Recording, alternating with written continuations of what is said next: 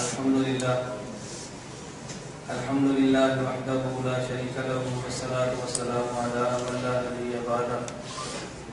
أما بعد فأعوذ بالله من الشيطان الرجيم. بسم الله الرحمن الرحيم. اليوم أكملت لكم دينكم. اللهم صل على محمد وعلى آل محمد كما صليت على إبراهيم وعلى آل إبراهيم إنك حميد مجيد. اللهم بارك على محمد وعلى آل محمد كما باركت على إبراهيم وعلى آل إبراهيم إنك حميد مجيد. گرامی قدر سامعین، جس طرح آپ حضرات نے دعوت ناموں کے ذریعے پڑھ لی ہے کہ ہمارے آج کے سیمینار کا عنوان ہے مقام فکر، اور ہمارا آج کا یہ سیمینار براہ راست یورپ، کینیڈا، امریکہ، انگلینڈ اور دیگر کئی ممالک میں نشر کیا جا رہا ہے. الحمدللہ بہت بڑی تعداد میں ہمارے سامنے جو اس وقت بیرون ملک بیٹھ کے براہ راست اس کو دیکھ رہے ہیں، اس سے استفادہ فرما رہے ہیں. ہم نے اتحاد اہل سنت والجماعت کے پلیٹ فارم کے اس کام کا آغاز کیا تھا. اس کے ساتھ ہم نے احناف میڈیا سروس کے نام پہ مستقل اپنی ایک سروس کا آغاز کیا، اور اس کو ہم کوشش کریں گے الیکٹرانک اور پرنٹ میڈیا بنیاد پر اپنے موقف کو دنیا میں بغیر سیاست اور بغیر عسکریت کے پیش کریں، خالص دلائل کے ساتھ علمی انداز میں اپنی آواز کو پیش کریں. کون ہماری بات قبول کرتا ہے، کون مسترد کرتا ہے، یہ معاملہ ہمارا نہیں ہے، یہ ہمارے سننے والے سامعین کا ہے. تو آج کے سیمینار میں میں اپنے موضوع پر گفتگو کروں گا. اس حوالے سے قرآن کریم کی ایک آیت کریمہ کے میں نے چند ایک الفاظ تلاوت کیے. اللہ رب العزت مجھے دلائل کے ساتھ اپنی بات کو پیش کرنے کی توفیق عطا فرمائے. آپ حضرات کی خدمت میں ہمارے اسٹیج سے اعلان کیا جا چکا ہے کہ ہم اپنے تمام سیمینار اور پروگرام میں بھرپور کوشش کرتے ہیں کہ وقت پہ پروگرام کا آغاز ہو اور بر وقت پروگرام کا اختتام ہو.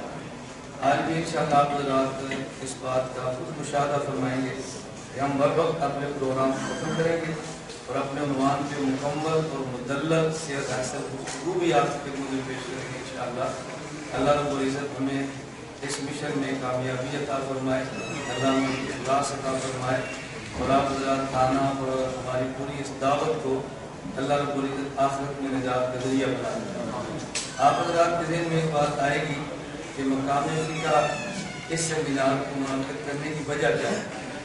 میں گزارش کروں گا کہ اس سیمینار کو اس عنوان پر منعقد کرنے کی وجہ بہت سارے حالات وہ ہیں جو آپ کے علم میں ہیں، اور اس سے زیادہ حالات بین الاقوامی سطح پہ وہ ہیں جو آپ کے علم میں نہیں. ہمارے اس وقت اسلام اور عیسائیت کا جو پوری دنیا میں تقابل چل رہا ہے، سیاستدان اور نظر سے دیکھتے ہیں، تاجر اور نگاہ سے دیکھتا ہے، اور عالم کے سامنے سیاست، تاجر اور ساری چیزیں موجود ہیں. اس لیے بحیثیت عالم اور پیغمبر کا وارث ہونے کے لیے کسی اور زاویے سے دیکھتے ہیں. دنیا بھر میں عیسائیت کی طرف سے قرآن کریم پہ ایک بہت بڑا اور حدیث مبارک پر بہت بڑا الزام اور اعتراض ظاہر کیا جاتا ہے کہ قرآن کریم اور احادیث مبارکہ اگر آپ ساری لے لیں، قرآن کریم کی آیات کو لے لیں تو 6666 یا لگ بھگ، بعض آیات کو 2-4 کم کی ہیں، بعض میں زیادہ کی ہیں، اور احادیث مبارکہ کے متون طور پہ ایک ہے حدیث کی سند، ایک ہے حدیث کا متن. سند اور متن میں کیا فرق ہے ہم آپ کو سمجھتے ہیں. میں دوسرے حضرات کی خدمت میں عرض کروں گا بڑے آسان سے الفاظ کے ساتھ. مثلاً صحیح بخاری کی آخری حدیث ہے، حضرت امام بخاری رحمۃ اللہ علیہ نے حدیث مبارک بیان فرمائی ہے، کلمتان حبیبتان الی الرحمن خفیفتان علی اللسان ثقیلتان فی المیزان. یہ حدیث مبارک بیان فرمائی ہے کہ 2 کلمے ایسے ہیں جو اللہ کو بہت محبوب ہیں، زبان پہ بہت ہلکے ہیں اور میزان میں بہت وزنی. سبحان اللہ و بحمدہ سبحان اللہ العظیم. یہ امام بخاری رحمۃ اللہ حدیث بیان فرمائی ہے. اس حدیث کو کہتے ہیں کہ حدیث مبارک کا متن. اور پھر اس حدیث مبارک کی امام بخاری رحمۃ اللہ علیہ نے جو راویوں کے ساتھ سند بیان فرمائی ہے کہ اس سے فلاں نے بیان کیا، اس نے فلاں نے بیان کیا، اس راویوں کے واسطے کو سند کہتے ہیں. ایک حدیث کا متن ہوتا ہے اور ایک حدیث مبارک کی سند ہوتی ہے. میں سند کی بات نہیں کرتا، میں متن کی بات کرتا ہوں. رسول اکرم صلی اللہ علیہ وسلم کی ایک حدیث ہے کہ سردی کے موسم میں یا گرمی کے موسم میں اگر کسی بندے نے موزے پہنے ہیں، کیونکہ موزے کا استعمال ہمارے یہاں سردی ہوتے اس لیے ہم اس کو سردی میں ذکر کرتے ہیں، جسے عربی میں کہتے ہیں مسح الخفین، موزے پر مسح کرو۔ اب حدیث تو ایک ہے لیکن نقل کرنے والے چونکہ اس کو اگر 70 صحابہ ہیں تو محدثین فرمائیں گے کہ موزے پر مسح کرنے کی روایات 70 بنتی، حدیث ایک ہے، نقل کرنے والے 70۔ تو جو حدیث کا متن ہے اس متون کے اعتبار سے بعض محدثین نے کہا 4000 بنتی ہے، بعض نے کہا 6000 بنتی ہے، بعض نے کہا 10000 بنتی ہے، اور ایک اور یہ ہے کہ 50000 بنتی ہے۔ اب آیات کو دیکھیں تو 6500 کے لگ بھگ، احادیث کو دیکھیں تو 50000۔ اب یہودیت اور عیسائیت کی طرف سے بہت بڑا اعتراض یہ ہے کہ آپ حضرات کہتے ہو کہ قرآن کریم اور یہ حدیث مبارک اور دین کامل ہے، ان میں قیامت تک آنے والا جب بھی کوئی مسئلہ پیش آئے گا تو آپ کو جواب ملے گا۔ مسائل ہم بتاتے ہیں، تم قرآن کریم کی آیت پڑھ کے جواب دے دو، مسئلہ ہم بتاتے ہیں، تم حدیث مبارک پڑھ کے اس کا جواب دے دو۔ یہ ان کا بہت بڑا ایک اعتراض تھا، اور یہ اعتراض کیوں تھا؟ یہ ہمارے کے اعتراض کے جواب میں بطور رد عمل کے اعتراض آیا۔ یہودی اس وقت قرآن کو پڑھتا ہے، عیسائی انجیل کو پڑھتا ہے، میکس بیس بھی نہیں پڑھتا کہ قرآن تعریف شدہ ہے، انجیل تعریف شدہ ہے، اس کو بدل دیا گیا ہے، یہ ایک الگ موضوع ہے۔ ہم صرف انہی کتری بات کہتے ہیں اگر قرآن اور انجیل تعریف شدہ نہ بھی ہو، ہمارے موجودہ حالات کے اعتبار سے قرآن اور انجیل مکمل مسائل میں رہنمائی نہیں کرتی۔ ہمیں مسائل پیش آتے ہیں، قرآن اس کا حل نہیں دیتی، مسائل پیش آتے ہیں، انجیل اس کا حل نہیں دیتی۔ جب ہم مسائل پیش کرتے ہیں تو رد عمل میں عیسائی بھی کہتے ہیں کہ مسائل پیش آتے ہیں تمہارے قرآن میں بھی جواب نہیں ہے، مسائل پیش آتے ہیں تمہاری حدیث میں بھی جواب نہیں ہے۔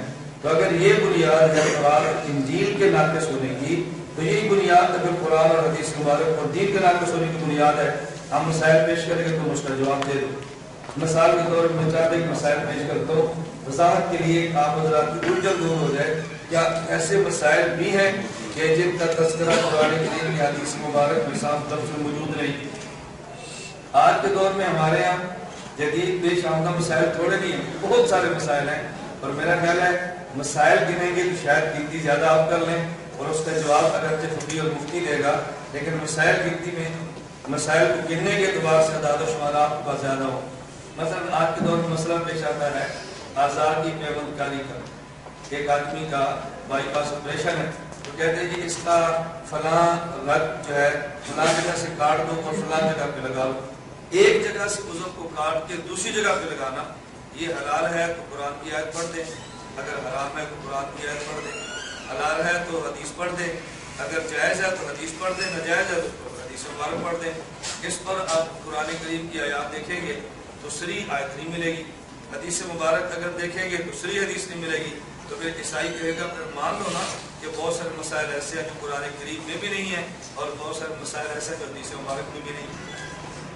آج کے دور میں بہت بڑا مسئلہ پیش آتا ہے کہ آپ ایک بیمار کو اسپتال میں لے کر جاتے ہیں اور ڈاکٹر صاحب وہاں سے کہہ دیتے ہیں کہ ان کا آپریشن ہوگا، اس کے لیے آپ کو 10 بوتلوں کا بندوبست کرنا پڑے گا، 10 بوتلیں خون کی لائیں، اس کے بغیر کام نہیں چلتا۔ اب آپ پہلے مدرسے میں جائیں، کسی عالم سے پوچھیں کہ یہ والد صاحب بیمار ہیں، ہم نے 10 بوتلیں خون ڈاکٹر نے مانگی، ہم دینا چاہتے ہیں، تو قرآن کی آیت پڑھ کے دیں کہ بیٹے کا خون باپ کو لگ سکتا ہے، آپ ہمیں حدیث پڑھ کے دیں کیا بیٹے کا خون باپ کو لگ سکتا ہے۔ اب یہ آپ کو قرآن کریم میں بھی نہیں ملنا، حدیث مبارک نہیں ملے گا۔ تو عیسائی کہتا ہے پھر مان لو نا قرآن کریم اور حدیث مبارک اور دین میں تمہارے سارے مسائل موجود نہیں ہیں۔ پہلے دور میں لوگ نماز پڑھتے، امام نماز پڑھتا، مختلف سن لیتا، لوگ کم ہوتے، اگر مجمع بہت بڑھ جاتا تو مکبر کے ذریعے امام کی آواز کو پیچھے پہنچا دیا جاتا، نماز ہو جاتی۔ لیکن ہمارے آج کے دور میں سہولت ہے، اب امام تکبیر کہتا ہے اور مکبر کی ضرورت نہیں ہے، آپ نے مائک پہ اللہ اکبر کہہ دیا، 1,00,000 بندے نے لاؤڈ سپیکر پہ آواز کو سنا، آپ نے لاؤڈ سپیکر کی آواز سن کے اللہ اکبر کہا تو آپ کی نماز ہو جائے گی۔ آپ قرآن کی آیت پڑھیں اور اس میں لاؤڈ سپیکر کی بات کریں، آپ حدیث مبارک پڑھیں اور اس میں آپ بات کی بات کریں۔ تو جب یہ مسئلہ قرآن حدیث میں نہیں ملے گا تو عیسائی کہے گا ہم کہتے نہ تھے تمہارے دین میں مسائل پورے موجود نہیں، تمہارے دین میں ناقص ہے۔ اس نے میں صرف چند ایک مسائل کی نشاندہی کروں، اور ہمارے آج معاشرے میں ایک بہت بڑا مسئلہ پیش آ رہا ہے، یہ شادیوں کے حوالے سے۔ مسئلہ کیا ہے؟ ایک ہی خاندان کے بہت سارے افراد بیرون ملک ہیں، اسی خاندان کے بہت سارے افراد کسی ہیں۔ اندرون ملک پاکستان میں ہے، لڑکا لاہور میں ہے اور جس لڑکی سے نکاح کرنا چاہتا ہے اپنے والدین کے ساتھ انگلینڈ میں ہے، اگر لڑکا وہاں باہر ہے تو لڑکی والے یہاں پر ہے۔ بس اوقات ہمارے اس دور میں ویزے کے حوالے سے ایسے مسائل پیش آتے ہیں کہ نہ یہ وہاں جا سکتا ہے نہ لڑکی کو لا سکتے ہیں، اور بہت سے لوگ آپ نے دیکھیں کہ نکاح ہو گیا، اب ان کے کاغذات مکمل کرو، اس پر ویزا لگے گا، پھر باہر جائیں گے۔ اب بتائیں اگر ایک بندہ ایک جگہ پر ہو اور ایک بندہ دوسرے ملک میں ہو، لڑکی اور لڑکے کا ملک الگ ہے، مجلس ایک نہیں ہے، تو کیا ٹیلی فونک نکاح جسے کہتے ہیں، ٹیلی فونک نکاح ہو جائے گا یا نہیں ہوگا؟ آپ قرآن کی آیت پڑھیں یا حدیث مبارک پڑھیں تو عیسائی کہے گا کہ جدید دور میں تمہارا قرآن اور تمہارا حدیث ہمارے مسائل میں ساتھ نہیں دے رہا۔ اب یہ جو بہت بڑا ان کا اعتراض تھا اور یہودیت عیسائیت کا بہت بڑا چیلنج ہے، تو آپ بتائیں اس چیلنج کا جواب آپ کے پاس کیا ہوگا؟ ہم نے اس چیلنج اور اس اعتراض کا جواب دینے کے لیے آج کا سیمینار منعقد کیا ہے۔ اگر یہ بات سمجھ آ جائے کہ فقہ اور مقامی فقہ کسے کہتے ہیں تو آپ میں سے ہر بندہ اس اعتراض کا جواب بڑی آسانی کے ساتھ دے سکتا ہے، بشرطے کہ اعتراض کو سمجھا اور اس اعتراض کا جواب بھی سمجھا۔ میں گزارش کر رہا تھا کہ بہت سارے افراد ہماری گفتگو کو نہ سمجھنے کی وجہ سے سمجھتے ہیں کہ شاید انہوں نے جو مسائل شروع کیے ہیں یہ کوئی مولویوں کی باہمی لڑائی ہے، یہ شاید کوئی مساجد کی باہمی لڑائی ہے، یہ شاید کوئی فروعی اختلافات کو ملک کو الجھانا چاہتے ہیں۔ مسئلہ یہ نہیں ہے۔ آپ بتائیں جو عیسائیت کے ساتھ ہماری بحث ہے یہ فروعی بحث نہیں ہے، اصولی بحث ہے۔ ہمارے دین پر جو بھی اعتراض ہوگا اس اعتراض کا جواب دینا ہمارے ذمہ ہے، اور ہمارا میں معذرت کے ساتھ کہتا ہوں بہت بڑا المیہ یہ ہے، ہم اگر وسائل اسباب کی وجہ سے اپنی بات کو الیکٹرانک یا پرنٹ میڈیا پر نہیں کہہ سکتے، ہمارے پاکستان کا بہت بڑا طبقہ کہتا ہے۔ یہی بات اگر آپ کے ملک کے ساتھ ملنی ہوئی سرحدات کے پار رہنے والا ایک بندہ، میں مثال کے طور پہ بات کہتا ہوں ڈاکٹر ذاکر نائک، یہی بات اگر وہ کہہ دیں عیسائیت کا جواب دیتے ہوئے، آپ نے کہنا بہت بڑی بات کی ہے کہ عیسائیت کا جواب دیا، اور یہی بات لاہور میں کہہ دوں پگڑی باندھ کر تو آپ نے کہنا دیکھو مولوی صاحب نے مذہبی بحث چھیڑ دی۔ یعنی اسی اعتراض کا جواب اگر وہ 3 پیس سوٹ پہن کر دے دیں تو لوگ کہتے ہیں بہت بڑی بات ہے کیونکہ ڈاکٹر ہے، اور یہی بات اگر میں پگڑی اور رسول اکرم صلی اللہ علیہ وسلم کا مصنون لباس پہن کر جواب دے دوں تو آپ حضرات دے دیکھو مولوی نے کون سی بحث شروع کر دی۔ ایک بہت بڑا اعتراض یہ ہوگا آپ حضرات کی طرف سے، یعنی عیسائیت نے جو اسلام پر حملے کیے، یہودیت نے جو حملے کیے، ہندو مت نے جو اس پر ہندوازم نے حملے کیے، جس کا جواب اگر کوئی ڈاکٹر 3 پیس لباس میں دے تو لوگ کہتے ہیں بہت بڑا ایسا کردار ہے، اور اگر انہی سوالات کا جواب کوئی عالم داڑھی پگڑی اور نبی پاک صلی اللہ علیہ وسلم کے مصنون لباس میں دے تو لوگ کہتے ہیں کہ مولویوں نے قوم کی گرمت بھی کھانے لگی شروع کر دی ہے، یا تو ان کی بات کو بھی غلط کہو اور یا انہیں بڑی جواب اگر وہ دیتے ہیں ایک عالم دے تو ہمیں اس جواب پر بہت زیادہ کچھ ہونا نہیں۔ توجہ اپنی طرف رکھیں، یہ مسئلہ کن کا ہے؟ ان کا جو علماء نہیں اور جو ہمارے علماء حضرات و دین کی برادری ہے ان کی طرف سے جہاں مسئلہ پیش ہو جائے گا۔ اگر آپ عیسائیت کے چیلنجز کا جواب دینے کے لیے الیکٹرانک میڈیا کا سہارا لیں گے ہمارے طبقے نے کہنا یہ آپ نے کیا کر دیا، دیکھو آپ ویڈیو پر آ گئے، آپ کی CD بن گئی، آپ چینل پر آ گئے، آپ نے حرام اور نجائز کام کر دیا۔ اس چینل پر تو یہودی کو آنا چاہیے تھا، اس میڈیا پر تو عیسائی آتا، اس میڈیا پر تو مرزائی آتا، وہ لوگ اپنے عقائد بیان کرتے، یہ کیا کہ تم نے اس کے اوپر آ کر جوابات دینے شروع کر دیے۔ اب بتاؤ جس محاذ پہ اسلام دشمن اعتراض کرے گا اسی مقام پہ کھڑے ہو کے ہم نے جواب دینا کھا کھائی؟ جب چینل پر اعتراض ہوں گے تو جواب چینل پر ہوگا نا، جب اعتراض ان کے میڈیا پر ہوں گے تو جواب میڈیا پر ہوگا۔ ابھی عجیب بات، اعتراض کرنے والا چینل پر بیٹھا ہے اور میں مسجد میں بیٹھ کر اس بندے کو جواب دیتا ہوں کہ جس کی چینل تک دسترس نہیں ہے۔ ہمارا چونکہ تعلق اور ایک معاشرے سے نہیں ہے، بحیثیت عالم ہماری فکر بین الاقوامی سطح پہ ورلڈ لیول پہ سوچا گیا ہے کہ دنیا بھر میں جہاں بھی مسلمان کو مسئلہ پیش آئے ہماری ذمہ داری بنتی ہے کہ بحیثیت عالم مسائل کا حل امت کے سامنے پیش کریں۔ یہ تو میں نے مختصر سے تمہید پیش کی ہے یہ بات سمجھانے کے لیے کہ ہمارے آج کے سیمینار کو آپ اس تناظر میں نہ دیکھیں کہ یہ تو مسلمانوں کے باہمی اور فروعی اختلاف ہیں، اس تناظر میں دیکھیں کہ یہ عالم اسلام اور عالم عیسائیت کے مابین جو ہونے والے اعتراضات اور مکالمات ہیں یہ ان کا جواب ہے۔ اس بات کو ذہن میں رکھنا بہت ضروری ہے۔ اب میں آپ کی خدمت میں عرض کرتا ہوں فقہ کی تعریف اور مقام، جب میں یہ بات شروع کروں گا تو پھر آپ کے سامنے خود آئے گا کہ عیسائیت کے اس اعتراض کا جواب کیسے بنتا اور عیسائیت کے اعتراض کا جواب کیا ہے۔ سوال اور اعتراض تو آپ کے ذہن میں ہے نا، ہمارا سوال کیا تھا یا ہمارا اعتراض کیا تھا तौरात इंजील को कबूल न करने की एक बुनियादी बहुत बड़ी वजह क्या थी कि हमारे मौजूदा दौर के मसाइल का हल तौरात और इंजील नहीं देते। और ईसाइयत ने क्या कहा, यहूदियत ने क्या कहा इसके जवाब में, अगर इंजील और तौरात मसाइल का हल पेश नहीं करती तो बहुत सारे मसाइल ऐसे हैं कि जिसका हल तुम्हारा कुरान और तुम्हारी हदीस भी पेश नहीं करती।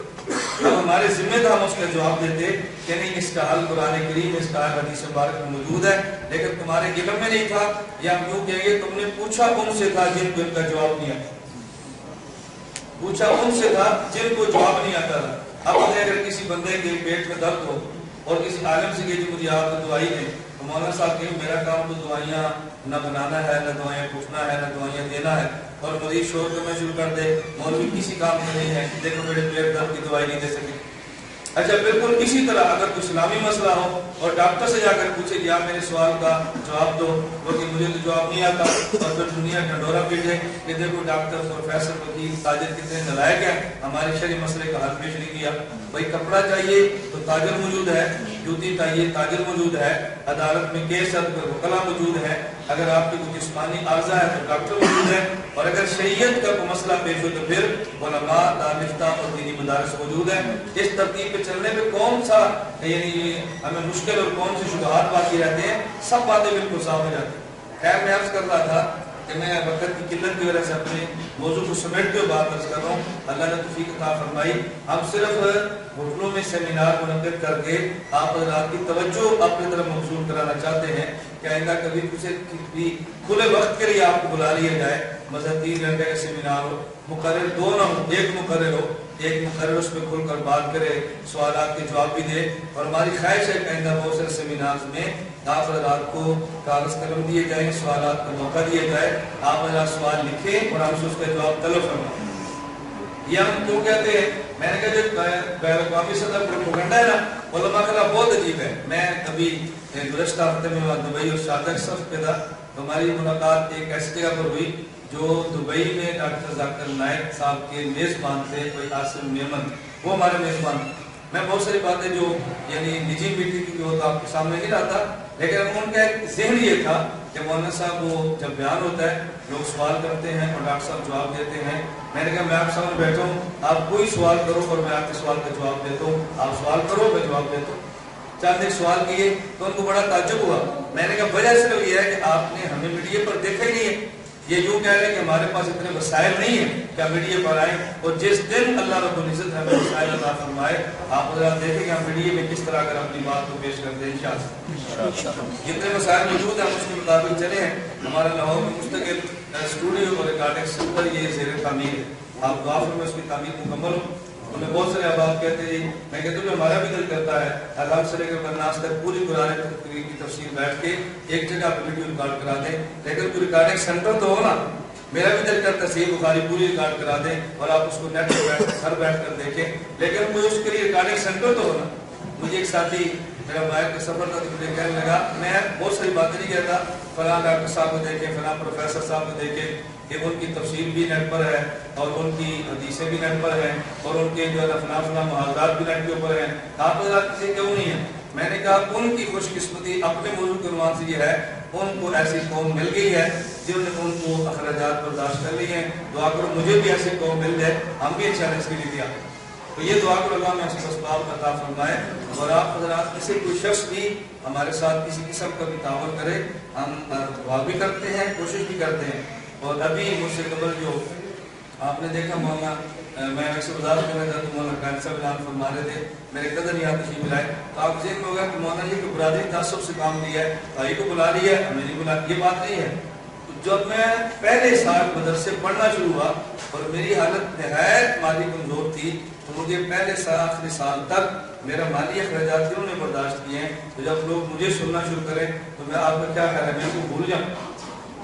आपने तो मुझे अब देखा है ना, हमारी वो जिंदगी जो निहायत मुश्किलात की आपके इल्म में तो नहीं है ना, तो मैं उन लोगों को कैसे भूल सकता हूँ। मैं गुजारिश करता हूँ ये हमारे खमीर में नहीं है कि जो मुश्किल वक्त में किसी के साथ है उसको भूल जाए। नबी करीम सल्लल्लाहु अलैहि वसल्लम की शान वाली है, लम यशकुरिल्लाह मन लम यशकुरिन्नास, जो बंदा लोगों का शुक्र नहीं होता वो अल्लाह के भी शुक्रिया कभी अदा नहीं कर सकता। اللہ ہم سب کو باہم مل کر تعاون کے ساتھ کام کو جاری رکھنے کی توفیق عطا فرمائے. میں نے تمہید میں شاید بات لمبی کہہ دی ہے، حالانکہ گفتگو ایسی ہے کہ اس پر 1 گھنٹہ تمہید کا چاہیے، پھر 1 گھنٹہ دلائل کا چاہیے، پھر ہم کھلے آپشن آپ کو دیں کہ آپ اپنے سوالات کریں اور ہم سے اپنے جوابات طلب فرمائیں. میں نے گزارش شروع کی ہے، بس یہ ذہن سے نکال دو کہ میڈیا پر اس بندے کا کام ہے جو 3 پیس سوٹ میں ہے اور جو حضور کے مصنون لباس میں ہے، وہ میڈیا پر آ کر بات نہیں کر سکتا. بحیثیت مسلمان آپ حضرات اپنا رخ بھی سیدھا فرمائیں، اس میں ہمیں میڈیا پر آ کر اپنی بات کہنے میں بہت آسانی ہو. میں امید ہو گیا میں ذرا گفتگو شروع کرتا ہوں.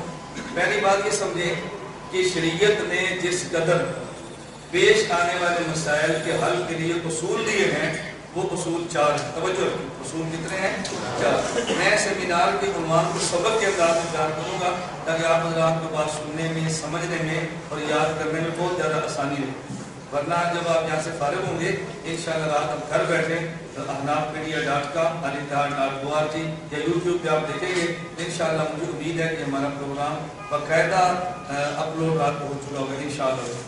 آپ شاک بات کر دیں ahnafmedia.com پہ آپ دیکھیں گے، یوٹیوب پہ دیکھیں، گوگل پہ سرچ کریں تو ہمارا پروگرام آپ کو مکمل انشاءاللہ اپلوڈ ہونے کے بعد مل جائے گا انشاءاللہ.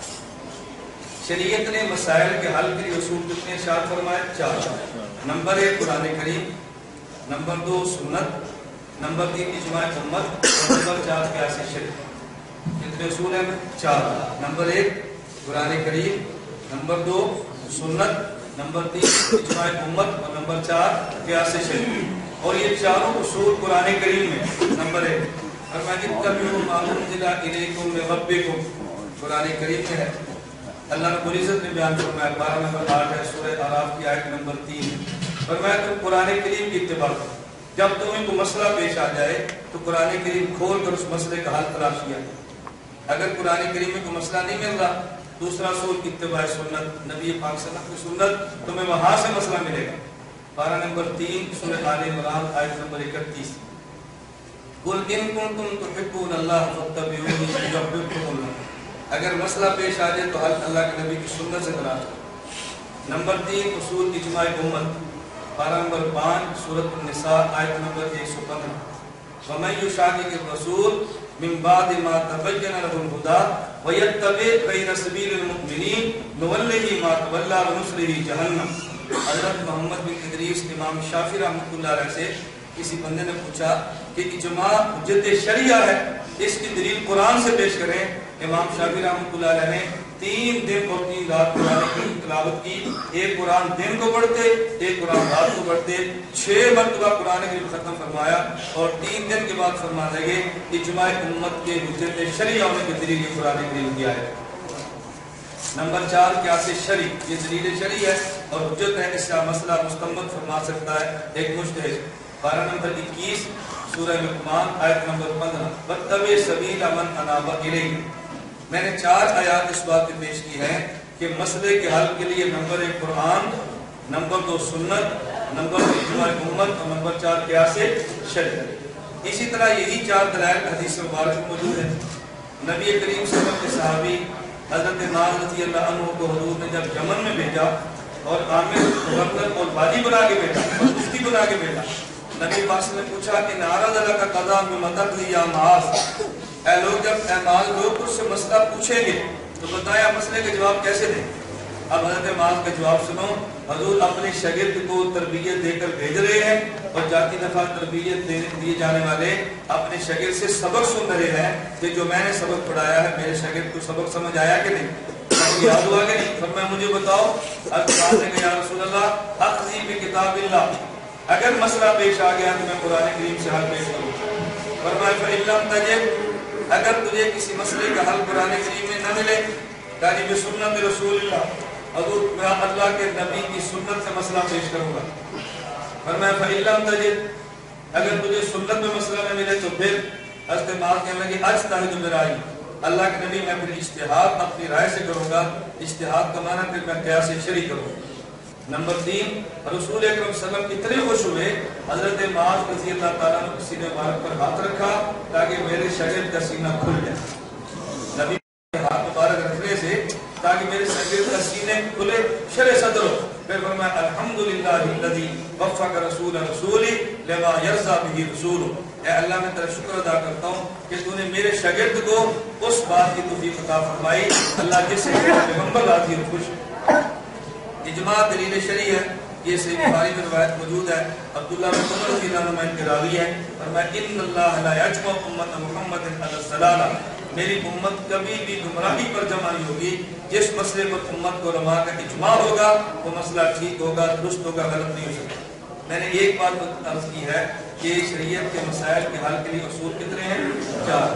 نمبر 1 قرآن کریم، نمبر 2 سنت، نمبر 3 اجماع امت، اور نمبر 4 قیاس شرعی۔ اب توجہ رکھنا، اس کے بعد میں آپ کو لگاؤں کہ فقہ کا معنی کیا ہے۔ جب فقہ کا معنی سمجھ آئے گا پھر اعتراضات کا جواب شروع ہوگا۔ فقہ کا معنی جو مسئلہ، کوئی مسئلہ قرآن سے نکلے گا، کوئی مسئلہ سنت سے ملے گا، کوئی مسئلہ اجماع امت سے ملے گا، اور کوئی مسئلہ قیاس شرعی اجتہاد سے ملے گا۔ فقہ کا معنی سمجھے، قرآن، سنت، اجماع امت اور قیاس شرعی سے ثابت شدہ مسئلے کا نام فقہ۔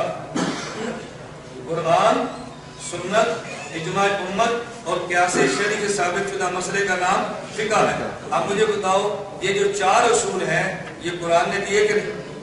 یہ 4 اصول حدیث مبارک نے دیے کہ نہیں؟ اب ہم یوں کہیں گے کہ عیسائیت کو بہت سارے مسائل وہ ہیں کہ جو قرآن کریم براہ راست حل کرتا ہے، بہت سارے مسائل وہ ہیں کہ جن کو نبی پاک کی حدیث مبارک اور سنت براہ راست حل کرتی ہے، اور بہت سارے مسائل وہ ہیں کہ جن کو قرآن اور پیغمبر کی سنت کے دیے ہوئے اصول حل کرتے ہیں۔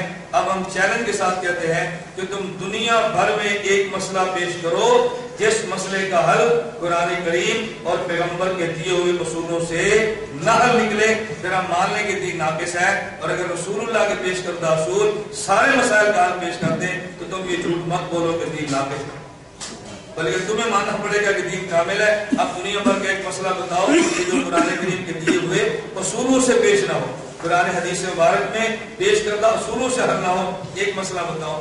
میں اس کی چھوٹی سی مثال دیتا ہوں بات کو سمجھانے کے لیے تاکہ مزید بات آسان ہو جائے۔ مزید بات، مثلا کوئی بندہ آپ سے پوچھے بھئی دنیا بھر میں مجھے ریاضی کی ایک کتاب دکھاؤ، کوئی بندہ پوچھے کہ دنیا بھر میں مجھے ریاضی کی ایک کتاب دکھاؤ کہ جس کتاب کے اندر یہ بات لکھی ہو، کوئی بندہ چیلنج سے پوچھے کہ دنیا بھر میں مجھے ریاضی کوئی ایک کتاب نکال کر دکھاؤ کہ جس میں یہ لکھا ہو کہ 2 چائے کے کپ جمع 2 چائے کے کپ یہ 4 کپ بنتے ہیں، یہ بات کسی کتاب میں لکھی مجھے بتاؤ کہ چائے کے 2 کپ جمع چائے کے 2 کپ یہ 4 کپ بنتے ہیں، مجھے کسی کتاب میں دکھاؤ۔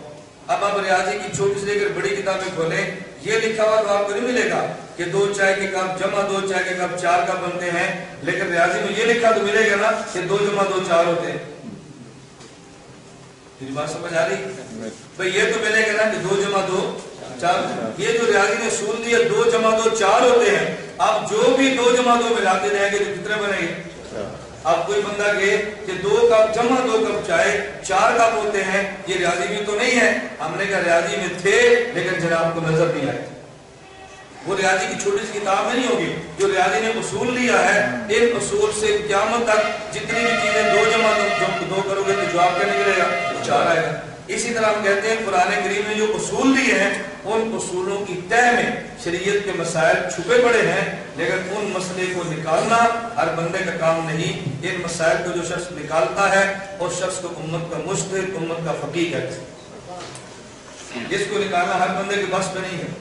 میں نے گزارش کیا نا کہ ہمیں اس کے لیے 3-4 گھنٹے کھلے چاہیے، اور کبھی آپ کو دوبارہ تکلیف دی تو امید ہے کہ آپ تشریف لائیں گے انشاءاللہ۔ میں میری بہت ساری باتیں ہیں مسائل، ایک موضوع ایسا ہے کہ جو گھنٹوں چاہتا ہے ایک موضوع پر کھلی بات کی جائے۔ میں اس کی بہت ساری مثالیں حضرات کی خدمت میں پیش کیا کرتا ہوں کہ دیکھیں یہ مسئلہ قرآن کریم میں ہے لیکن بندے کو نظر نہیں آ رہا، یہ مسئلہ حدیث مبارک میں ہے لیکن عام بندے کو نظر نہیں آ رہا۔ اس پر مثالیں تو بہت ساری ہیں کہ آدمی قرآن کریم بھی پیش کرے، حدیث مبارک بھی پیش کرے۔ میں ایک مثال دیتا ہوں جو آج کے دور میں پیش آتی ہے۔ مثلا ایک شخص یہ بات دنیا سے جانے لگا، وفات کے وقت قریب ہے، اور اپنے بیٹے سے کہا کہ بیٹا دیکھو میری بیماری بڑھ گئی ہے، شاید میں زندہ نہ رہ سکوں، تمہاری شادی باقی ہے، تمہاری بہنوں کی باقی ہے، میرے مرنے کے بعد تم نے نکاح اپنے چچا کی مرضی کے بغیر نہیں کرنے. میں تمہیں تمہارے چچا کے حوالے کر کے دنیا سے جا رہا ہوں. ابا جی فوت ہو گئے, دنیا سے چلے گئے. اب وہ لڑکا کسی جگہ پہ شادی کرنا چاہتا تھا. چچا جی نے فرمایا کہ بیٹا اس جگہ نکاح نہیں کرنا, اس خاندان کا پس منظر بیک گراؤنڈ ہم جانتے ہیں کہ ہمارے نقصان دہ ہیں, ہماری فیملی کے لیے مفید نہیں ہے. تم جس بات کی اندر بہ رہے ہو بیٹا اس بات کو سمجھو. بیٹا جو آپ کہہ دیتا ہے زندگی میں نے گزارنی ہے یا آپ نے گزارنی ہے, میں اپنے مسائل مستقبل سمجھتا ہوں یا آپ سمجھتے ہیں. یہ جذبات کی بات کرتا ہے اور چچا جذبات کی بات نہیں کرتا. وہ ان جذباتیت کے مراحل سے گزر چکا ہے. وہ اور زیادہ سوچتا ہے, لڑکا اور زیادہ سوچتا ہے. جب بات چلتی رہی بالآخر لڑکا کہتے چلو میں آپ کی بات مانتا ہوں, اگر میں نہیں مانتا تو میں بحیثیت مسلمان آپ سے بات کرتا ہوں, آپ کی بات نہ ماننے کا گناہ ہوگا. اللہ مجھ سے پوچھے کہ تم نے بات کیوں نہیں مانی. اب چچا جی آپ ایسا کرو قرآن کریم کھول لو اور مجھے قرآن سے دکھا دو. اگر کہیں قرآن کریم میں اللہ نے فرمایا ہو کہ چچا کی بات نہ ماننے کا گناہ ہوتا ہے تو میں آپ کی بات مان لیتا ہوں. اگر قرآن میں نہیں ہے تو پھر میں آپ کی بات نہ مانوں. چلو میری زندگی جیسی گزرے گی, آخرت میں تو مجھے کوئی گناہ نہیں ہوگا نا. یہ شخص قرآن کا عالم تو نہیں تھا, قرآن کا مفسر تو نہیں تھا, لیکن سمجھدار بہت تھا. اس نے اس بچے کو پکڑا اور کہا بھی میں عالم نہیں ہوں, یہ مولانا صاحب سے مسئلہ پوچھ لے. مولانا صاحب سے پوچھا کہ ہمارے گھر کا یہ مسئلہ ہے, آپ ذرا بیٹے کو سمجھائیں. اب مولانا صاحب نے فرمایا کہ تمہارے جو گھر کے حالات اس وقت میں بات نہیں کرتا, لیکن جو شریعت نے سوال کیے میں اس کا جواب دیتا ہوں. اس نے پوچھا کہ بیٹا یہ بتا کہ قرآن کریم میں یہ بھی ہے کہ اپنے باپ کو ناراض نہ کرنا, کہ یہ بھی لکھا ہے کہ اپنے باپ کی بات کو ماننا, کہ یہ بھی لکھا ہے کہ اپنے باپ کے سامنے اف بھی نہ کہنا, ہر حال میں باپ کی بات ماننا. انہوں نے کہا یہ تو لکھا ہے. انہوں نے کہا اچھا جب آپ کے ابا جی دنیا سے جانے لگے تو کیا کر گئے تھے؟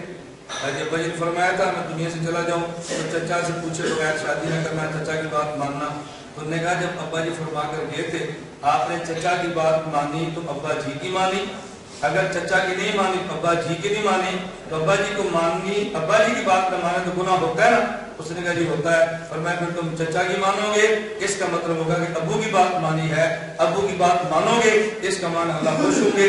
چچا کی نہ مانی اس کا معنی ابو کو نہیں مانی, اور ابو کی نہ مانی تو خدا ناراض ہوگا. اب دیکھو مسئلہ قرآن میں تھا نا, لیکن مولانا صاحب کو پتہ تھا, دوسرے کو پتہ نہیں. اب اگر ہم یہ بات کہیں کہ اگر اس طرح چچا کی بات بھی ماننی ضروری ہے تو بتاؤ قرآن کریم سے اس کا حل موجود ہے؟ حل موجود ہے, لیکن عام بندے کو نظر نہیں آتا. میں اس کی ایک مثال حدیث مبارک سے دیتا ہوں. بڑا معروف واقعہ ہے کہ ایک جگہ پر مسئلہ پیش آ گیا, ایک خاتون عورت, مسئلہ کیا تھا, عورت فوت ہو گئی, میت عورت کو غسل دینا ہے. یہ جو فوت شدہ عورت کو غسل دینا ہے, غسل دینے والی عورت وجود اس کا ناپاک تھا, ماہواری کی حالت میں تھی. جا کے مسئلہ پوچھا بعض حضرات سے کہ مجھے بتائیں کہ اس حالت میں عورت غسل دے سکتی ہے؟ بعض علماء نے کہا جو خود کو حدیث کے نام سے متعارف کرا رہے تھے, انہوں نے کہا ہم نے تو جتنی بھی احادیث کتب کا مطالعہ کیا ہے کسی ایک حدیث میں مسئلہ درج نہیں ہے کہ ناپاک عورت میت عورت غسل دے سکتی ہے. جب حدیث قرآن میں ہے ہی نہیں, ہم تو کیسے کہ دے سکتی ہے. یہ عورت پھر ایک فقیہ کے پاس گئی, مفتی صاحب کے پاس گئی. کہا جی مفتی صاحب آپ فرمائیں. فقیہ مفتی صاحب فرمانے لگے کہ اماں جی ایسی عورت میت عورت غسل دے سکتی ہے. اس نے پوچھا جی وہ لوگ جو حدیث کا نام لے رہے ہیں علماء حدیث, وہ تو کہہ رہے ہیں قرآن حدیث میں دلیل نہیں ہے. انہوں نے کہا نہیں اماں جی دلیل موجود ہے, حدیث میں موجود ہے. انہوں نے کہا کس حدیث میں ہے؟ انہوں نے کہا نبی کریم صلی اللہ علیہ وسلم مسجد نبی میں اعتکاف فرما رہے تھے, امی عائشہ رضی اللہ عنہا کا حجرہ بالکل مسجد نبی کے متصل ہے. اللہ آپ سب کو مدینہ منورہ لے جائے اور بار بار حضور کے روضے کی زیارت کی توفیق عطا فرمائے. وہاں جا کے اس منظر کو دیکھیں, بندے کی بالکل کیفیت ہی بدل جاتی ہے. امی عائشہ فرماتی ہیں کہ رسول اکرم صلی اللہ علیہ وسلم گرمی کے دن تھے, غسل کا تیچا غسل کریں, مسجد سے تو اعتکاف والا غسل کے لیے باہر نکل نہیں سکتا. جب بلا ضرورت یعنی ویسے اس نے ٹھنڈا وجود کرنے کے لیے چاہے تو نہیں باہر جا سکتا. تو رسول اکرم صلی اللہ علیہ وسلم کیا خواہش کی کہ چلو سر کو دھو لیں. امی عائشہ کہا کہ میں حضور کے سر کو دھو لوں. تو نبی کریم صلی اللہ علیہ وسلم نے مسجد نبوی میں بیٹھ کے اپنے سر مبارک کو یوں پیچھے امی عائشہ کے حجرے میں کر دیا. خود حضور مسجد میں ہے, امی عائشہ اپنے حجرے میں ہے. امی عائشہ رضی اللہ عنہا فرماتی ہیں میں رسول اکرم صلی اللہ علیہ وسلم کے سر مبارک دھو رہی تھی, وَأَنَا حَائِضٌ, حالانکہ میں ماہواری کی حالت میں تھی. فقیہ فرمانے لگے اگر امی عائشہ رضی اللہ عنہا ماہواری کی حالت میں نبوت کا سر دھو سکتی ہے تو ناپاک وجود والی عورت میت عورت کو غسل بھی دے سکتی ہے. اب دیکھو مسئلہ حدیث میں موجود تھا نا، عام بندے کو نظر نہیں آیا اور فقیہ کو نظر آ گیا۔ اب میں عرض کرتا ہوں یہ قرآن کریم اور سنت میں مسائل موجود ہیں، لیکن ان مسائل کو نکالے گا کون؟ فقیہ نکالے گا۔ توجہ رکھنا، کون نکالے گا؟ یہ جو فقیہ نکالنے والا ہے۔ اب اگر آپ کو مسائل چاہیے تو آپ قرآن کریم کے حافظ کے پاس بھی جائیں گے، کیوں؟ اس کو قرآن حفظ تو ہے، مسئلے نکال نہیں سکتا۔ آپ ایسے بندے کے پاس نہیں جائیں گے جس کا حدیث کا صرف مطالعہ ہے، اس نے حدیث پڑھی ہے، مسائل نکال نہیں سکتا۔ ایسے بندے کے پاس جائیں گے کہ جو فقیہ ہے، وہ قرآن کریم حدیث مبارک سے آپ کو مسائل نکال کے دیتا جائے گا۔ اس فقیہ پر اعتماد کریں گے تو ضرور مل جائے گا۔ اس کو سمجھانے کے لیے جو فقہاء نے مثال لکھی ہے وہ بڑی قابل غور ہے۔ مسائل کا مثال کیا لکھی ہے؟ کہتے ہیں ایک ہوتا ہے ڈاکٹر PhD اسپیشلسٹ، ایک ڈاکٹر ہوتا ہے، اور ایک بندہ کون ہے؟ میڈیکل سٹور والا۔ آپ بتائیں کبھی بھی چیک اپ کے لیے کسی بڑے ڈاکٹر کے پاس جائیں، کبھی آپ نے اس کے کمرے میں آپ نے کتابیں دیکھی ہیں؟ کبھی اس کے کمرے میں آپ نے بہت بڑی ادویات دیکھی ہیں؟ کبھی ادویات دیکھی ہو؟ بڑے ڈاکٹر کو چیک اپ کرانے کے لیے جائیں اور اس کے کمرے میں ایک بھی دوائی آپ کو نظر نہیں آئے گی سوائے ان 2-4 کے جو بطور سیمپل کسی ان کو کمپنی نے دی ہوگی، دوائی نہیں ہوگی۔ اور میڈیکل سٹور میں جائیں تو وہاں دوائیوں سے پورا کمرہ نہیں، کمرے بڑے بڑے ہوتے ہیں۔ آپ کے ذہن میں کیا آتا ہے؟ ان دونوں میں سے حیثیت بڑی کس کی ہے؟ میڈیکل سٹور والے کی یا ڈاکٹر کی؟ کیوں؟ اس کے پاس تو دوائیاں نہیں، تو حیثیت کیسے؟ جتنی دوائیاں میڈیکل سٹور میں پڑی ہیں ان میں کوئی ایک بھی ایسی دوائی نہیں جو ڈاکٹر کے علم میں نہ ہو۔ ڈاکٹر علم میں وہ دوائیاں بھی ہیں، اگر اس کے علم میں نہ ہوتی تو ڈاکٹر کیوں لکھ کے دیتا ہے کہ یہ دوائی آپ میڈیکل سٹور سے لے لیں؟ اس کا معنی اس کو دوائی کا پتہ ہے نا۔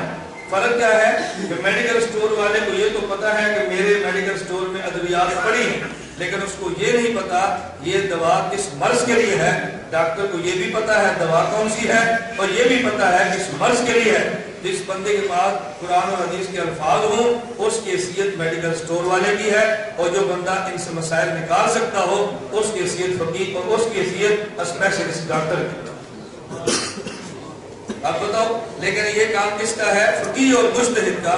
میں اگلی گزارش کرتا ہوں، پھر اس میں بہت سارے احباب یہ بات کہہ دیتے ہیں چلو ہم فقیہ کو مان لیتے ہیں، مجتہد کو مان لیتے ہیں، لیکن یہ فقیہ اور مجتہد کیا معصوم ہے؟ غلطی نہیں کر سکتا؟ ہو سکتا ہے مسئلہ کچھ سے غلطی ہو جائے، پھر ہم کیسے اس پہ عمل کریں؟ اس کے لیے بات یاد رکھیں، ہم فقیہ اور مجتہد کو نبی کی طرح معصوم نہیں مانتے، ہاں البتہ فقیہ اور مجتہد کو معذور مانتے ہیں۔ دو لفظ یاد رکھیں، معصوم نہیں مانتے، کیا مانتے ہیں؟ معذور۔ معصوم کا معنی یہ ہے اللہ اس سے غلطی نہیں ہونے دیتا، اور معذور کا معنی اس سے غلطی ہو جائے اللہ اس غلطی پر بھی اس کو اجر دیتا ہے۔ اگر مجتہد سے غلطی بھی ہو جائے نا، میں اس کی گزارش کر رہا ہوں، اگر مجتہد سے کسی مسئلے پر غلطی بھی ہو جائے اس غلطی پر بھی مجتہد کو جنت ملتی ہے۔ اگر مسئلہ ٹھیک بتا دے تو جنت ڈبل مل جاتی ہے، اگر خطا ہو جائے تو جنت سنگل ہوتی ہے۔ ڈبل مل جائے تو بڑی ہے، اگر غلطی ہو جائے تو چھوٹی ہے، بڑی ہو جائے تو اجران ہے، اور اگر غلطی ہو جائے صحیح مسئلہ بتا دیا تو اجران، خطا ہو گئی اجرن ہے۔ اس کی ذرا مثال بھی سمجھیں، اس کا مطلب کیا ہے کہ مجتہد مسئلہ غلط بھی بتائے اور تب بھی قابل قبول ہے، اور جو مجتہد نہیں ہے وہ مسئلہ ٹھیک بتائے تب بھی غلط ہے۔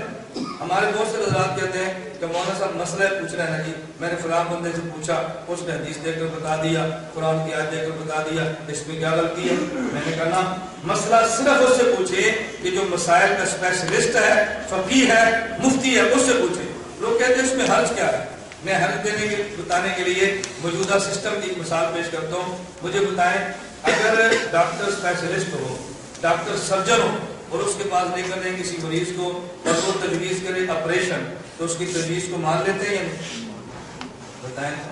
اور اگر کوئی عطائی ڈسپینسر کہہ دے مان لیتے ہیں، تو بات تو دونوں نے ٹھیک کی ہے، اب اس کی بات نہیں مانتے، اس کی بات کیوں مانتے ہیں؟ اچھا اگلی بات میں کرتا ہوں، اگر یہ جو اسپیشلسٹ ڈاکٹر سرجن ہے اس کے پاس جائیں تو وہ لکھ کر دیتے ہیں کہ آپ لکھ دیں اگر دوران سرجری دوران آپریشن تمہارے انکل تمہارے پاس یہ مریض فوت ہو گیا تو ہم اس کے ذمہ دار نہیں ہوں گے، دستخط کرتے ہیں کہ؟ اور اگر کسی ابتدائی ڈاکٹر کے پاس جائیں اور کوئی ابو جی بیمار ہیں، وہ کہ جی میں انجیکشن لگا تو میرے دیکھ دو، اگر یہ ابو جی فوت ہوگا تو میں ذمہ دار نہیں ہوگا، آپ اس کو لکھ کے دیتے ہیں؟ لیکن دونوں میں فرق ہے۔ اچھا اگلی بات میں عرض کرتا ہوں، اگر اسپیشلسٹ اور سرجن ڈاکٹر کے پاس جائیں، وہ آپریشن کرتا ہے، دماغ کا آپریشن ہے، دل کا آپریشن ہے، اگر دوران آپریشن اللہ توفیق عطا فرمائے، اس نے آپریشن کیا، محنت کی اور آپریشن بالکل کامیاب ہوا، اور بہت اہم ڈاکٹر آپریشن تھا، 10 گھنٹے کا، 12 گھنٹے کا، 16 گھنٹے کا، بہت بڑے بڑے آپریشن بھی ہوتے ہیں۔ اگر اس نے یہ آپریشن کیا اور بالکل مریض ٹھیک ہو گیا، آپ کیا کریں گے؟ جو ماہانہ حکومت اس کو تنخواہ دیتی ہے بحیثیت ڈاکٹر، وہ اس کو تنخواہ بھی ملے گی، اور جو کہ آپریشن بہت اہم تھا اور اس نے کامیاب کیا ہے، اس کو شاباشی ملے گی، ترقی بھی ملے گی، لوگ اس کے گیت بھی گائیں گے، بہت بڑا ڈاکٹر ہے۔ لیکن اگر دوران آپریشن مریض فوت ہو گیا، اس کو ترقی تو نہیں ملے گی، لیکن اصل جو اس کی ماہانہ تنخواہ ہے ڈاکٹروں نے کی، حکومت وہ تنخواہ تو ختم نہیں کرتی۔ اگر آپریشن کامیاب ہو تو اصل تنخواہ بھی ملتی ہے اور ترقیاں بھی ملتی ہیں، اور اگر آپریشن کامیاب نہ ہو اصل تنخواہ بھی ملتی ہے اگر کہ اس کو ترقیاں نہ ملے۔ یہ اس کو جو اعزازات تھے ان باتوں کی وجہ سے یہ ممکن ہے اعزازات نہ مل سکے۔ اب میں گزارش کرتا ہوں اسی طرح فقیہ اور مجتہد ہے، اگر فقیہ اور مجتہد نے مسئلہ ٹھیک بتا دیا اجتہاد کا اجر بھی ملے گا اور ٹھیک مسئلہ بتانے کا اجر بھی ملے گا۔ اگر مجتہد سے خطا ہو گئی چونکہ مسئلہ ٹھیک نہیں ہوا، اس پر اجر تو نہیں ملے گا لیکن اجتہاد کرنے کا اجر پھر بھی ملے گا۔ تو مجتہد معصوم تو نہیں ہوتا لیکن معذور ہوتا ہے۔ اب بتاؤ معذور پر کیا اعتراض کرنا؟ جس کی خطا پر بھی جنت ملتی ہو اس کے خلاف آدمی بول کے اپنے اعمال کو سیاہ تو کر سکتا ہے لیکن اس کی شان میں کوئی کمی نہیں کر سکتا۔ اس طرح کی امت میں کئی ایک مجتہد ہے۔ اچھا میں گزارش کر رہا تھا اگر کوئی عطائی ڈاکٹر ہو، اس کے پاس ڈگری نہ ہو، سند نہ ہو اور وہ دوائی دیتا پکڑا جائے تو محکمہ حلق والے پکڑ کے اس پر کیس کر دیں گے؟ محلے والے 10 بندے کہہ دیں کہ اس پہ کیس نہ کرو، یہ تو بہت اچھا ڈاکٹر ہے، ہمارے بخار، ہمارے پیٹ درد، ہماری ساری دوائیاں میں یہ دیتا ہے۔ حکومت کہتے ہیں پرچہ کاٹو۔ بھائی پرچہ کیوں کاٹو؟ میں وجہ تو بتاؤ۔ اگر اسپیشلسٹ ڈاکٹر سے دوائی دینے میں خطا ہو جائے تو بھی کچھ نہیں ہوتا، اور اگر عطائی ڈاکٹر ٹھیک دوائی دے دے پھر بھی پرچہ کرتا ہے۔ کیوں؟ اس کا منصب نہیں تھا، اس کا منصب تھا۔ اگر قرآن کریم اور حدیث مبارک موجود ہو تو مسئلہ اور فتویٰ دینا یہ کام کس کا ہے؟ فقیہ اور مجتہد کا ہے۔ اگر اس سے خطا ہو جائے تو تب بھی آپ بے غم رہیں، اس کی خطا پر بھی اللہ جنت عطا فرمائے۔ میں نے عرض کیا تھا نا یہ موضوع بہت لمبا ہے، اس پر میں آپ کی خدمت میں قرآن کریم سے مسائل پیش کرتا، میں حدیث مبارکہ سے مسائل پیش کرتا، مثالوں ساتھ بات کرتا۔ ایک آدمی اور مسئلہ بتاتا ہے، دوسرے اور مسئلہ ہے، اور صحابی رضی اللہ تعالیٰ عنہ کو نبی پاک صلی اللہ علیہ وسلم شاباش بھی دیتے ہیں اور اس کی تائید بھی فرماتے ہیں۔ تو میں نے عرض کیا نمبر 1 فقہ کا معنی کیا ہے، اور نمبر 2 یہ مسائل کون نکالے گا؟ فقیہ اور مجتہد۔ پھر امت میں فقہا اور مجتہد وہ جن کے فقہ کو پوری دنیا کے مسلمانوں نے تسلیم کیا ہے وہ 4 ہیں۔ نمبر 1 امام اعظم ابو حنیفہ نعمان بن ثابت، نمبر 3 امام مالک بن انس، نمبر 2 امام مالک بن انس، نمبر 3 امام محمد بن ادریس شافعی، اور نمبر 4 امام احمد بن حنبل۔ یہ 4 ائمہ ہیں، لیکن ان چاروں میں سے جس امام کی فقہ پہ ہم عمل کرتے ہیں اس کا نام ہے امام اعظم ابو حنیفہ نعمان بن ثابت۔ کبھی لوگ پوچھتے ہیں آپ نے ان میں سے ایک کا انتخاب کیوں کیا؟ اس کی 2 وجہ سے نشین فرما لیں۔ نمبر 1 حضرت امام اعظم ابو حنیفہ تابعی ہیں، براہ راست پیغمبر کے صحابہ کی زیارت کی، اور تابعی غیر تابعی سے اعلیٰ ہوتا ہے۔ اور دوسری وجہ امام اعظم ابو حنیفہ رحمۃ اللہ علیہ کی فقہ یہ شورائے فقہ ہے، 40 رکنی کمیٹی بیٹھ کے مسائل پہ گفتگو کرتی اور اس کے بعد مسئلہ لکھا جاتا۔ باقی ائمہ کی فقہ شخصی ہے، ہمارے امام کی فقہ شورائی ہے۔ تو بتائیں شورا کو شخصیت پر ترجیح ہوتی ہے کہ شورائی نظام اور ہوتا ہے، شخصی نظام اور ہوتا ہے؟ شخصی نظام تو آمریت ہے، آمریت اور چیز ہے، اور شورائی نظام اور چیز ہے۔ میں گزارش کر رہا تھا کیونکہ ہمارے امام کی فقہ شخصی نہیں شورائی ہے، اور باقی ائمہ کی فقہ وہ شخصی ہے، اور شخصیت کو شورائی پر، شورائیت کو شخصیت پر ترجیح ہوتی ہے۔ ہم اس لیے امام اعظم ابو حنیفہ کی فقہ کو لیتے ہیں۔ میں اپنی بات کو سمیٹتے ہوئے آخری بات درس کر کے خلاصہ آپ کی خدمت میں عرض کر کے آپ سے اجازت چاہوں گا۔ میں نے گزارش کیا کہ میں نے تمہید باندھی تھی، ذرا سوال اپنے سوال کا جواب ذہن میں رکھ لیں۔ عیسائیت نے اعتراض کیا کیا تھا کہ قرآن کریم حدیث مبارک دین ناقص ہے۔ کیوں؟ اس لیے کہ سارے مسائل کا جواب قرآن کریم کو نظر نہیں آ رہا، حدیث مبارک دیکھو تو نظر نہیں آ رہا، تو دین کامل نہ ہوا، ناقص ہوا۔ اس کا ہم نے جواب کیا دیا؟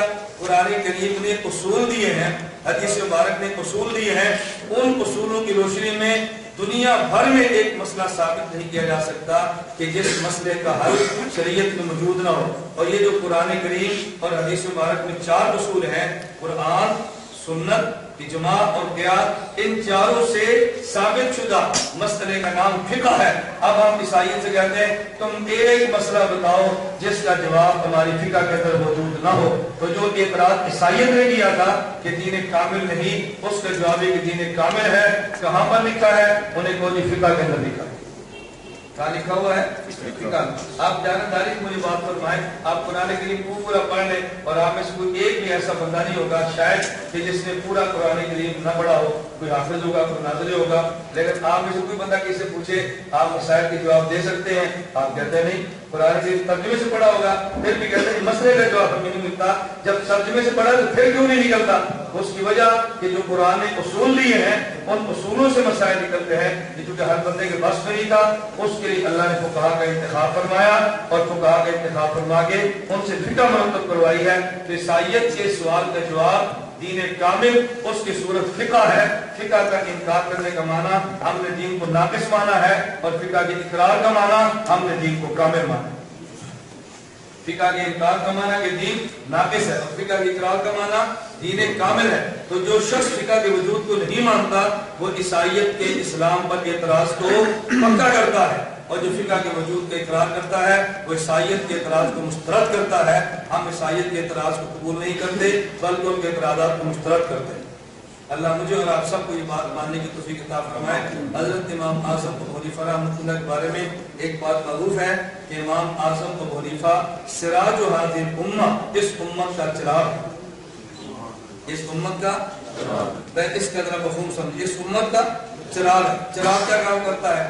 مثال کے طور پہ یہاں کوئی چیز عبارت کی لکھی پڑی ہے، لیکن ابھی آپ لائٹ آف کر دیں تو لکھی ہوئی عبارت بھی جو پہلے سے موجود ہے آدمی پڑھ نہیں سکتا، کیوں؟ کہتا ہے روشنی نہیں ہے، اندھیرا ہے، لائٹنگ نہیں ہے، لائٹ جلاؤ بھائی خط پڑھنا ہے، لائٹ جلاؤ قرآن کریم کی تلاوت کرنی ہے، لائٹ جلاؤ ہمیں فلاں چیز پڑھنی ہے۔ تو ایک چیز پہلے سے موجود ہوتی ہے لیکن اندھیرے کی وجہ سے نظر نہیں آتی، اور جب چراغ جلتا ہے تو بات نظر آتی ہے۔ امام اعظم اس امت کے چراغ ہیں۔ چراغ ہونے کا مطلب یہ ہے قرآن کریم احادیث مبارکہ کی تہ میں مسائل موجود تھے لیکن چراغ جلا نہیں تھا، تو امت کو سارے مسائل نظر نہیں آئے، اور جب یہ چراغ جلا ہے تو تہ میں چھپے سارے مسائل نظر آئے۔ تو چراغ جل دے اور مسائل نظر آ جائے تو اس کو قبول کرنا چاہیے، روشنی سے استفادہ کرنا چاہیے، یا اس روشنی کی بجانے کی فکر کرنی چاہیے۔ انشاءاللہ ثم انشاءاللہ یہ فقہ کو بھی ہم مانتے ہیں، حدیث مبارک کو بھی مانتے ہیں، اور قرآن کریم کو بھی مانتے ہیں۔ ہمارے ذمہ ہے کوئی شخص قرآن کریم کے خلاف بات کرے اسے بھی نہ مانے، حدیث مبارک کے خلاف بات کرے اسے بھی نہ مانے، اور فقہ کے خلاف بات کرے اسے بھی نہ تسلیم کریں۔ ہم قرآن بھی مانتے ہیں، حدیث مبارک بھی مانتے ہیں، اور فقہ بھی مانتے ہیں۔ یہ میں نے مختصر سی گزارشات عرض کی ہیں، اور میں آخر میں آپ تمام حضرات کا شکریہ بھی ادا کرتا ہوں کہ آپ تمام احباب ہمارے سیمینار میں تشریف لائے ہیں، اور ہمیں امید ہے کہ جب آئندہ آپ حضرات کو پھر کبھی دعوت دی گئی تو آپ پھر بھی تشریف لائیں گے انشاءاللہ۔ ہم وقتاً فوقتاً لاہور میں ارادہ ہمارا 3 ماہ بعد 4 ماہ بعد کوئی نہ کوئی مختلف مقام پر سیمینار منعقد کرتے رہیں۔ میں آپ سے گزارش کروں گا کہ جس طرح آپ خود تشریف لائے ہیں اور جن حضرات تک ہماری رسائی نہیں، ہماری دعوت آپ ان کو پہنچائیں، اور آئندہ سیمینار میں ان کو یہاں پر لانے کی کوشش فرمائیں۔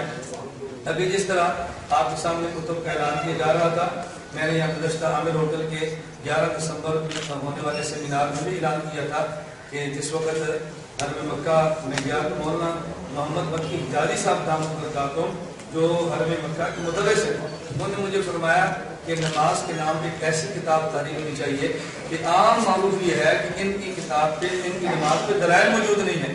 الحمدللہ میں 1 سال لگا ہے، وہ کتاب تیار ہو گئی ہے، اور تیار ہو کر کتاب مارکیٹ میں آ گئی ہے۔ ہماری خواہش ہے اللہ ہمیں اسباب عطا فرمائے، ہم عام کریں گے، ہم آپ کو دعوت دیں گے، اللہ توفیق عطا فرمائے۔ تو آپ حضرات جس حد تک ممکن ہو نماز اہل سنت والجماعت کے نام پہ یہ تحریر کی جانے والی جو کتاب مارکیٹ میں آ چکی ہے، آپ اس کو خود تو پڑھیں، لیکن خود پڑھنے کے بعد ہماری خواہش ہوگی اگر آپ اس کو مفید اور مناسب سمجھیں تو جس حد تک ممکن ہو اس کو زیادہ سے زیادہ کام کریں۔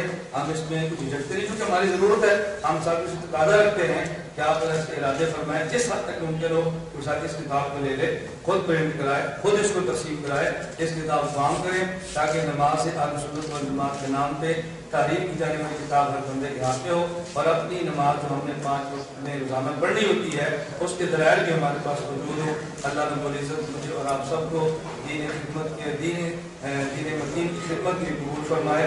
باقی دعوانا الحمدللہ رب العالمین۔